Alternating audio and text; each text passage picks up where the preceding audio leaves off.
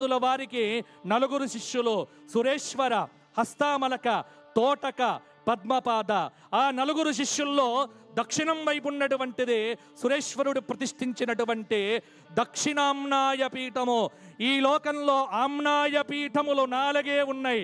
దానిలో సార్వభౌమ పీఠంగా విరాజమానమైనటువంటి పరంపర కలిగినటువంటి గురుపీఠంగా ప్రసిద్ధి పొందినటువంటి శృంగేరి దక్షిణామ్నాయ శారదా పీఠము సమ్రాట్ పీఠంగా వెలుగొందుతూ ఉన్నది. అట్టి ఆ సమ్రాట్ పీఠాధీశ్వరులు ఈ రోజున మన కోటి దీపోత్సవ ప్రాంగణానికి రాబోతున్నారు. మన పరంపరను కాపాడేటువంటి గురువులు రాబోతున్నారు. ఆదిశంకరులను దర్శించినట్టుగా మీరు ఈరోజు స్వామివారిని దర్శించండి. ఒకసారి గట్టిగా మీరు భక్తి టీవీకి చప్పట్లు. ఎందుకంటే శృంగేరి జగద్గురువులను ఈ వేదిక మీదికి ఆహ్వానించినటువంటి భక్తి టీవీ ధన్యతగా పొందింది. మనమందరం ధన్యులమయ్యాము. ఈరోజు తెలంగాణలోనే అద్భుతమైనటువంటి దివ్య ధామం, అద్భుత క్షేత్రం కాళేశ్వర ముక్తేశ్వర క్షేత్రం. ఒకసారి దర్శిస్తే చాలు మన పాపాలు పటాపంచలైతాయి.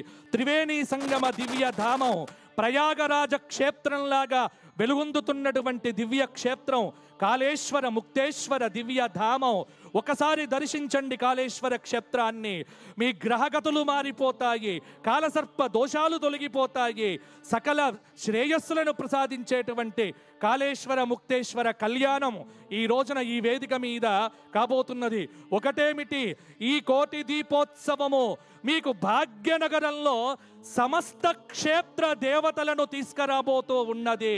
ధర్మపురి నరసింహస్వామి, వేములవాడ రాజరాజేశ్వరుడు, బాసర యొక్క సరస్వతీదేవి, తిరుమల తిరుపతి వెంకటాచలపతి, యాదాద్రి లక్ష్మీ నరసింహస్వామి, మన యొక్క నగరంలో ఉన్నటువంటి మహంకాళి, ఎల్లమ్మ, సకల దేవతలను ఒకే ప్రాంగణంలోకి తీసుకొచ్చి భక్తి వైభవాన్ని నిలుపుతున్నటువంటి భక్తి కోటి దీపోత్సవానికి మీ అందరికీ స్వాగతాన్ని తెలియజేస్తూ, అందరూ కూడా ఒకసారి గట్టిగా 3 సార్లు నేను చెప్పినట్టుగా చెప్పండి.